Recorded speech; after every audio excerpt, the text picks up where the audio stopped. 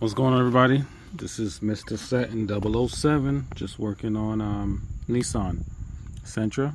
I'm going to be changing the front struts. Got the struts here. So just going to work on these bolts, the 21 millimeter.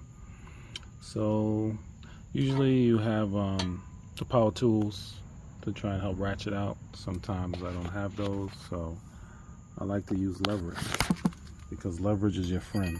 So you see I have this open end and closed end wrenches. What you can do is hook.